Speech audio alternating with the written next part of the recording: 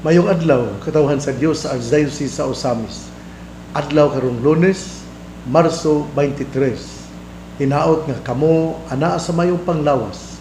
Akong timbaya sa mga mag-uuma ug mga mananagat. Sa tanan usab nga namati ini ngatong Sibya, ako moingon hinaot nga kamo panalanginan kanunay sa Ginoo ug anaa sa mayong panglawas. Adlaw karon nga Lunes, Marso 23. Ug buot lang ako nga mosaludar sa usa ka malipayon nga adlaw na tawhan kagahapon ni Noel Orinio nga nagtrabaho diya sa DXDD. Busa ngadto ni Noel Orinio, belated birthday greetings kanimo. Ngadto usab karong adlaw birthday ni Grace Tamala ug ni Marilyn Turiba. Busa ninyo malipayong pagsaulog sa inyong adlaw na tawhan ug sa tanan usab nga gasaulog sa inyong anibersaryo, sa inyong anibersaryo sa kaminyoon, anibersaryo sa inyong pagsulod o pagdawat sa usa ka katungdanan. Ug busa ako moingon pasalamatan gyud nato ang Ginoo. Karon usab nga adlaw ako ding ipahinumdum nga gasugod na ang ato nga mga graduation niadtong miaging Biyernes.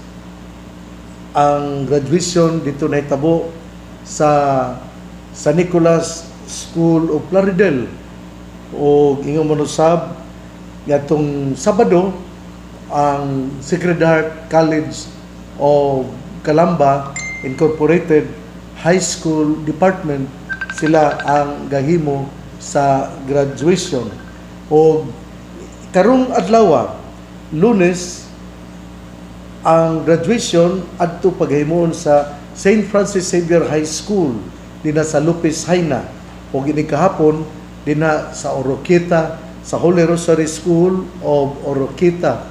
Busa anha kami dinha o hinaot nga magmalipayon ang mga ginikanan. O karong ugma adlaw Pitsa 24 mao ang graduation sa buntag alas 9 sa St. Matthew High School ug sa hapon ang Panaon Community High School sa alas 2 ug sa Pitsa 25 ang graduation anha sa St. John the Baptist School dinha sa Jimenez ug ingon usab sa hapon sa St. Joseph High School dinha sa Sinakaban. Ipahibalo ni nato sa umaabot pagayod nga mga adlaw. O ako din ipahibalo nga aduna kitay mga confession nga gihimo sa ato nga mga parokya.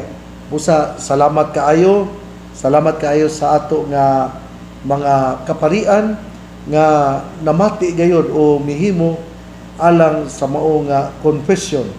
Hinaot nga nining season of Lent, nining panahon sa Kwaresma, hinaot nga ang atong mga katawhan nga mga matuohon muhimo gayod sa mga confession. Mangita kitang mga pamaagi aron kita mubalik sa Ginoo, aron natong limpyuhan ang ato nga kinabuhi, aron kita angayan nga mudawat sa lawas ug dugo sa atong Ginoo panahon nga kita mo apil sa misa. Karong adlaw ang atong ebanghelyo atong kutloon sumala sa ebanghelyo ni San Juan. Unya si Jesus mingon usab sa mga Pariseo, "Ako mao ang kahayag sa kalibutan. Ang mosunod kanako dili na gayud maglakaw diha sa kagitgit, kundi makabato na hinuon sa kahayag sa kinabuhi." Ang mga Pariseo mingon kaniya, "Nagsaksi ka bahin sa imo rapod nga kaugalingon ug ang imong gisulti dili madawat." Si Jesus mitubag, "Bisan tuod nagsaksi ako bahin sa akong kaugalingon, ang akong gisulti tinuod kay nasayob na ako din ako gikan ug asa ako padulong. Apan kamo wala masayo din ako gikan ug asa ako paingon. Kamo naghukom sa tawhanong paagi, apan ako wala maghukom kang bisan kinsa. Apan kung maghukom ako, husto gayud ang akong hukom, kay dili man ako rang usa ang maghukom, kung dili ako ug akong amahan nga nagpadala kanako." Nahisulat sa inyong balaod nga kun duha ka saksi magkauyon, tinuod ang ilang gisulti. Ako nagsaksi bahin sa akong kaugalingon, ug ang akong amahan nga nagpadala kanako nagsaksi usab bahin kanako. Busa nangutana sila, hain man di ay ang imong amahan? Si Jesus mitubag, wala kamo makaila kanako ug sa akong amahan. Kun nakaila pa kamo kanako, makaila usab unta kamo sa akong amahan. Gisulti ni Jesus kini tanan samtang nagtudlo siya sulod sa templo didto sa lawak nga gibutangan sa mga sudlanan sa halat. Ug walay midakop kaniya kay wala pa man moabot ang iyang takna. Ebanghelyo sa tong Ginoo. Daygon ikaw o Kristo. Ang igsoon nining bulan sa Kwaresma, nining panahon sa Kwaresma, hinaot nga ato gayod nga hugasan ang atong kinabuhi. Asa dili pa ko mopadayon, ako di ay nga usa ka malipayon nga congratulations sa Eid Mubarak sa ato nga mga igsoon nga mga Muslim sa ilang pagsaulog sa Hari Raya. Busa si Allah nga nakakita sa inyong gihimo, siya magapanalangin kaninyo. Usbon ko, happy Eid Mubarak sa ato nga mga igsoon nga mga Muslim. Ang atong ebanghelyo, morita sa ebanghelyo, ang atong ebanghelyo atong hinumduman nga si Jesus miingon, ako mao ang kahayag sa kalibutan. Lisod jud kaayo no. Kanang iya gyud ning gi-claim ba, iya gyud ning giangkon.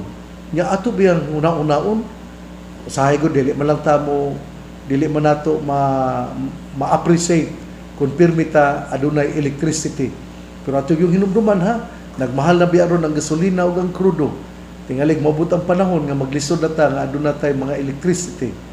Mao na nga sa paghisgot ni Jesus sa iyang pag-angkon nga siya mao ang kahayag, nindot yun kaayo. Sa to pa ang tinuod nga kahayag mao gayud si Jesus, si Kristo ang atong Ginoo.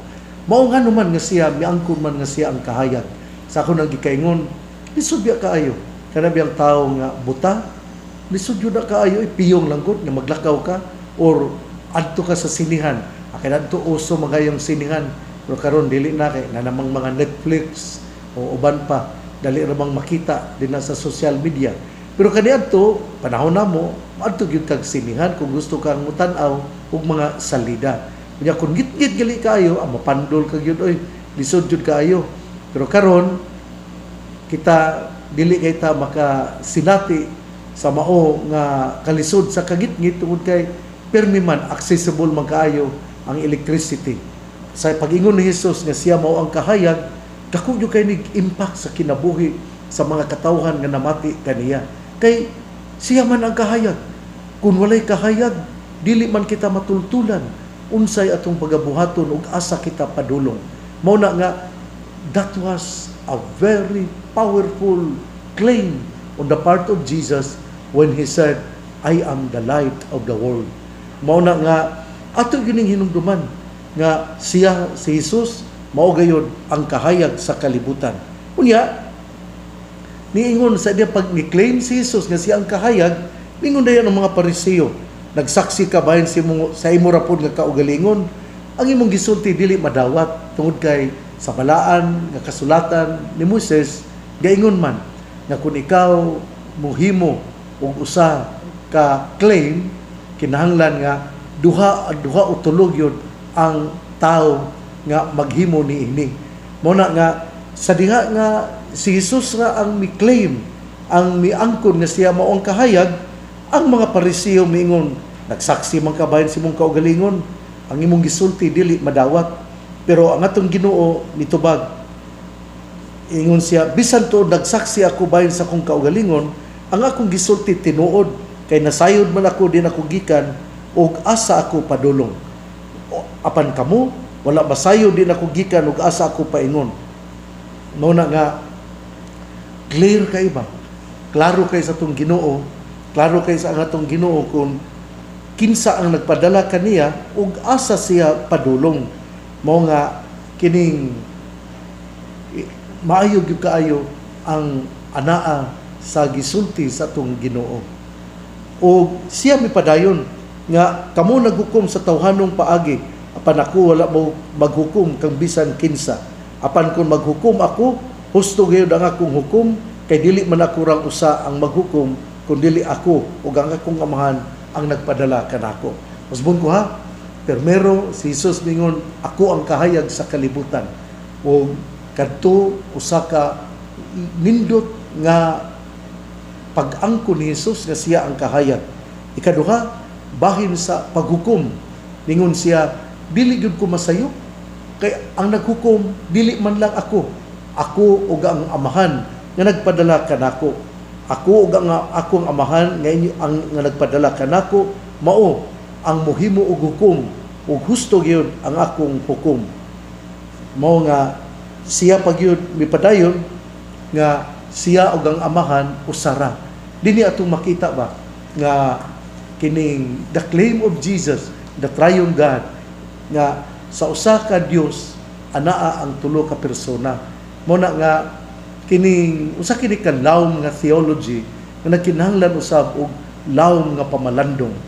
Pero ato yung hinumduman nga ang ato nga pagtuo gasulti gayud nga dinha kang Hesus anaa ang amahan ug ang Espiritu Santo.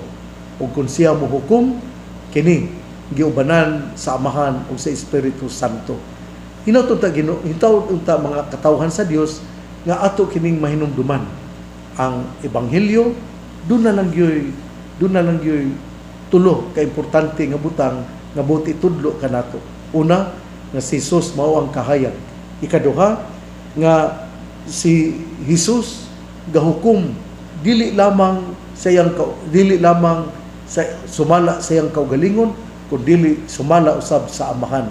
Sa ato pa di ay kung maghukom siya, husto gayud kay giubanan siya sa amahan. O ikatulo, mao nga ang atong Ginoo ug ang Dios Amahan usa ra gayud, the triune God. Mao na nga hinawton-ta nga ato kini nga pamalandungan o ato gayud nga hinumduman nga ang atong pagtuo ga hisgot gayud kanato nga ato gayud nga dawaton si Jesus nga mao ang kahayag, atong dawaton nga siya mao ang muhukom, apan siya ang paghukom dili kay siya ra kay naa ang amahan, ug ikatulo si Jesus ug ang amahan usara.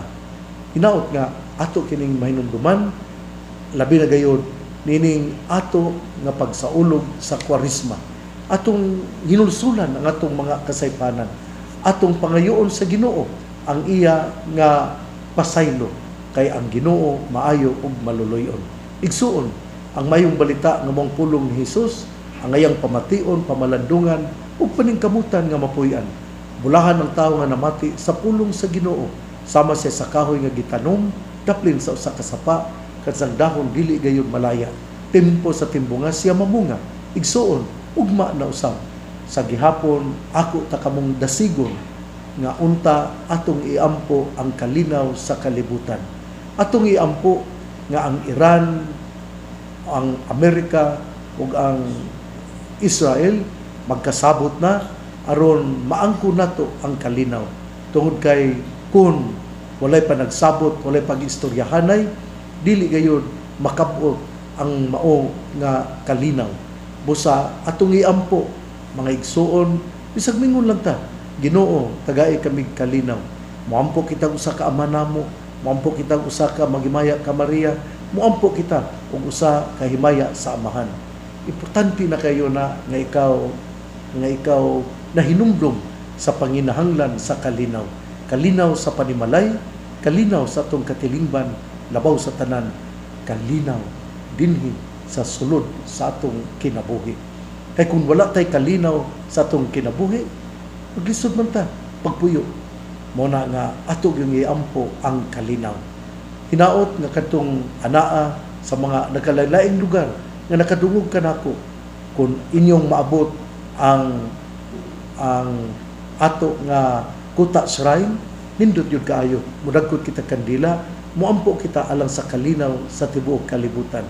Ato sa mga iampo ang ato nga presidente, nga unta siya makaila, nga unsay ang ayang buhaton alang sa katawhan nga Pilipinas, sa Pilipinon. Hinaut unta nga atong maampo ang atong presidente, ang uban nato nga mga congressman ug senador, labi na gayon yatong mga involved sa ghost projects o sa kining substandard flood project. Hinaot nga ato maampo sila aron ang grasya sa Dios modala kanila, mobalik sila og maghinulsol sa ilang mga kalapasan o muila na sila nakasala. Ang pangaliya sa mga Birhen Maria nagisangpit sa mga misamisnon nga birhen sa kuta, ang Ginoo magapanalangin kanatong tanan. Sa ngalan sa Amahan, sa Anak, ug sa Espiritu Santo. Amen. Padayon kitang mag-ampo. Kay ang pag-ampo mo'y usa kagahom aron kita dadon ngadto sa gingharian sa atong Ginoo.